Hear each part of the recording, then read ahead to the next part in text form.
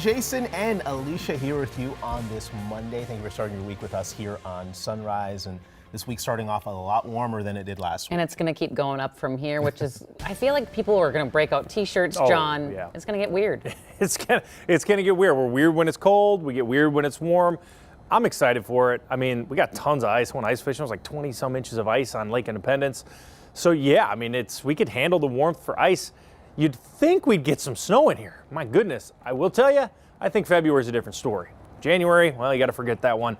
Snow lovers, I'm sorry. We're 8 degrees warmer right now than yesterday at this exact time. It puts us at 19 to 21. What's the stories today? Well, it's going to be windy.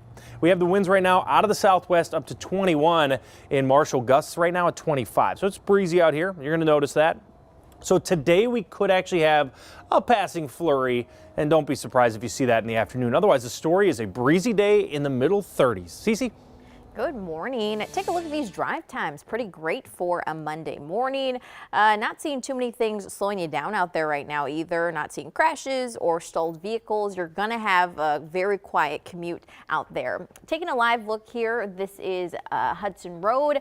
We do have a construction project in the Maplewood area on 94. I'm going to show you where that is, how it could slow you up this morning as you're making your way to work later on. Alicia. All right, thank you, Cece. To our top story here at 6 o'clock. Division at the state capitol heading now into week 3, but starting back at day 1. Yeah, the state Supreme Court ruling against the GOP quorum, voiding their actions in the session so far.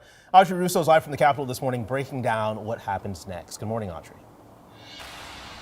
Yeah, good morning, Jason, Alicia. The House is scheduled to meet in session in about 9 hours from now. But if the DFL party isn't back, well, the GOP will be met by the Secretary of State, who will force them to adjourn.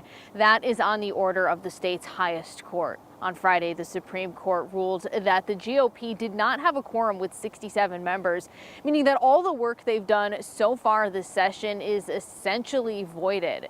Now, the DFL, they are in the process of boycotting, and today actually marks their 3-week mark of when they began their boycott. And it all started when the GOP tried to capitalize on their temporary majority before a special election could fill the last vacant House seat.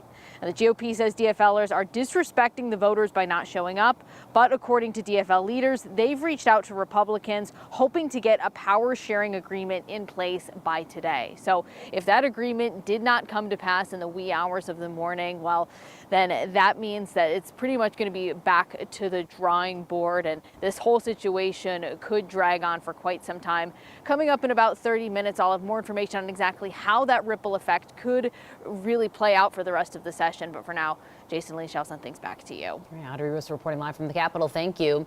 The other big story we're tracking right now, President Trump's immigration crackdown is ramping up this morning with ICE raids now underway nationwide. In just the last 24 hours, Immigrations and Customs Enforcement announced they made nearly 1,000 arrests and detained more than 500 people. Most of them happening in Metro Atlanta, Austin, LA, and Chicago. Now, that weekend immigration sweep nearly touched off an international trade war after Colombia initially refused to accept deported migrants. Yeah, the Trump administration responded with tariff threats, but has since backed off. Michelle Beck is here now to explain how it all unfolded. Hey, Michelle. Well, good morning, guys. This morning, Colombia is backing down and agreed to the demands of the Trump White House.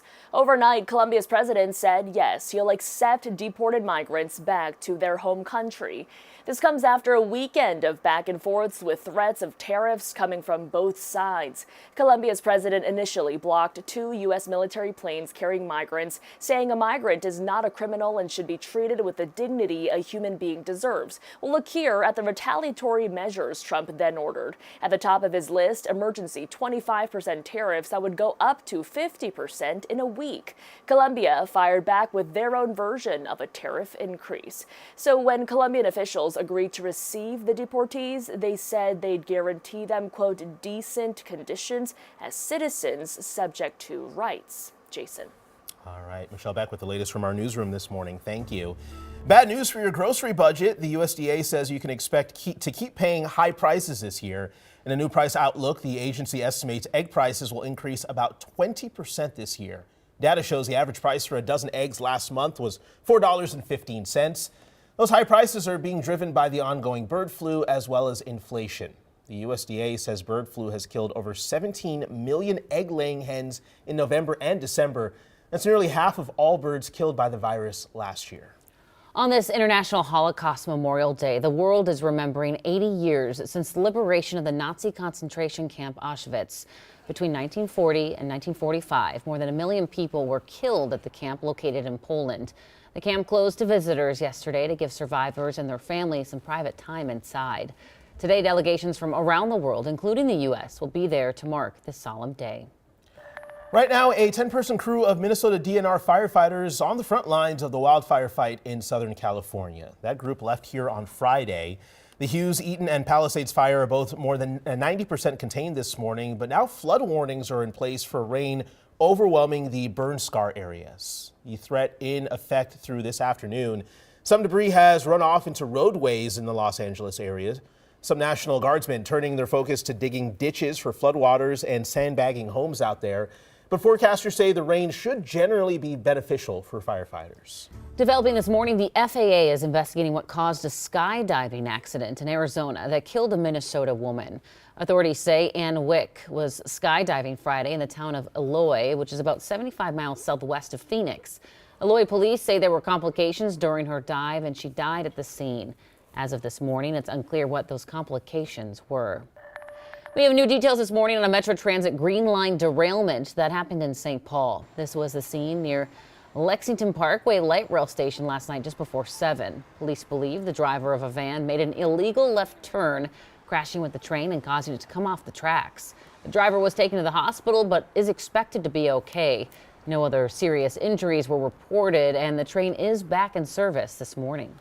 The University of Minnesota and Essentia Health are proposing a new billion-dollar partnership. The two groups say this will, quote, write the next chapter of healthcare for all Minnesotans. They say the partnership will not affect relationships between patients and providers. This update comes more than a year after Fairview Health Services announced they wouldn't renew their partnership with the university. A St. Paul City Council president is resigning. In a Facebook post, Mitra Jalali says she'll step down next month after a year of leading the first all-women council and after 6 years as a city council member. In the post, she says she needs to focus on her physical and mental health. Her last city council meeting will be on February 5th.